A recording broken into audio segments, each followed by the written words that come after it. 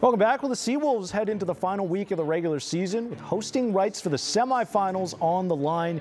Seattle has already secured their spot in the playoffs, but now take on the second-place California Legion with a chance to leap them in the standings and earn a playoff game in front of their home fans. The regular season finale is on Sunday at 7 p.m. at Starfire Stadium. And with that, we welcome in Seawolves halfback Divan Rossouw, who's gearing up for Sunday's season finale, hopefully another Major League Rugby title run for Seattle. Divan, thank you so much for joining the show. There's a couple of different scenarios that need to play out Sunday. Obviously, you're playing the team directly in front of you, but it's not as simple as just a win and you leap the Legion. There's this bonus point system where you need to prevent California from scoring 4 or more tries. You also need to win by more than 7 points. Do you think about that on the field? Like how weird is it that it's not just win and you're in type situation? Yeah, I mean, it's definitely, I think we're sort of used to it. Like that scenario happens quite often in rugby.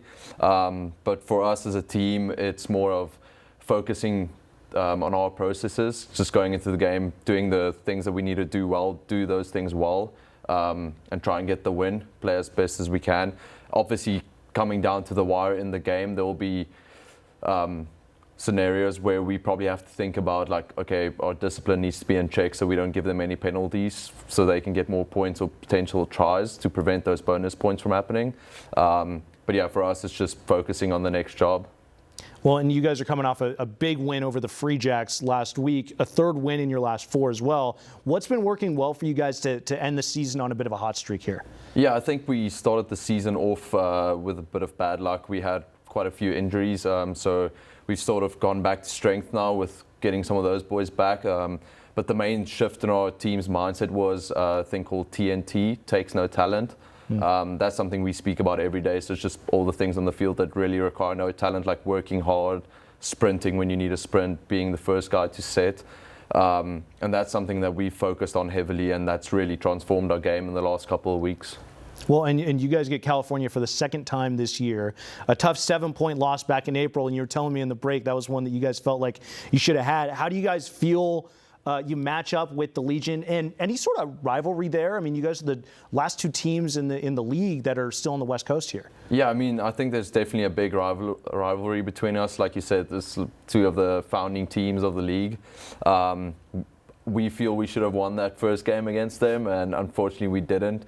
But yeah, the team that we were back then compared to now, we've definitely grown a lot as a team, and so have they. Like, they're a really good team, so it's going to be a good matchup for us on Sunday. But I mean, that's what you live for, is as a professional rugby player. Like, you want to match up against the best guys to see where you sit on that leaderboard. Well, and then talking about the rivalry, I mean, the semifinal matchup, no matter what, will be you guys against the Legion. It's just a matter of where it's played. Does that sort of add to the rivalry and sort of the hype coming into Sunday, you as a player? Yeah, definitely. I mean, I think it's massive for both teams to get that home semifinal. So it's going to be a big match on the weekend, and yeah, we're going to obviously try and win the game so we can give our fans and the club a home semifinal. I think it's sort of cool for us to play them 2 weeks in a row because you kind of get a feel for each other. You can see what you did well and where you can kind of improve for the following week.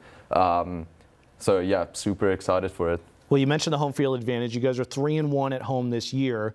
Can you put into words how big of an advantage would it be to open up the playoffs at home at Starfire Stadium in front of your home fans? Yeah, I mean, that'll be enormous for us. I think our fans aren't any different from any other professional sports team in Seattle. I think Seattle fans are known for being loud and energetic, and that's definitely what the Seawolves fans are.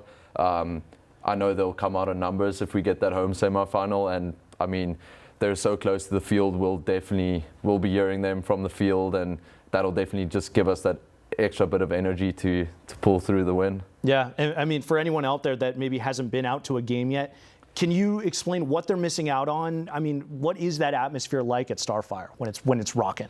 Yeah, I mean, from speaking to fans, especially fans that have never seen a rugby match before, going for their first time, they always use the word energetic. And I think really that is what it is, especially I think people in Seattle love football. It's sort of similar. You get the big hard hits, but without the stoppages. So it's really electrifying, as most fans would say. So I think that's something fans, like I would encourage fans to come out and come and experience. In soccer, when a team is playing at home, it seems like they're able to be a little bit more aggressive in the attacking third and sort of take more risks. Is it similar in rugby, where when you sort of have the energy of your home fans behind you, does it work on the advantage on the field in the same way? Yeah, I think it definitely works the same way in a certain sense, especially when you're deep on your goal line and you have to defend the other team from scoring a try, and your fans just start like with their chants and cheering. That definitely just gives you that extra bit of fight and energy to keep that team out. And the same thing goes for when you get into that opposition third to really get over that line and score the try. Yeah, well, you know, we were talking about the FIFA World Cup is coming here to Seattle in a matter of days. Everyone obviously looking forward to seeing Team USA play here in a couple of weeks. But you've also played in a World Cup, right, for rugby, your home country, Yeah. Namibia. What is it like to play on that grand stage, playing for your country? Yeah, I mean, that's such an incredible experience.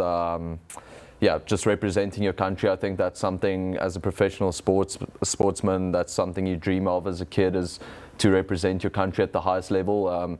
In rugby, that is sort of the highest level that you can go to, is the Rugby World Cup, same as in soccer. So yeah, measuring yourself against some of the best guys in the world in front of stadiums, 50,000 seaters, 80,000 seaters that are sold out.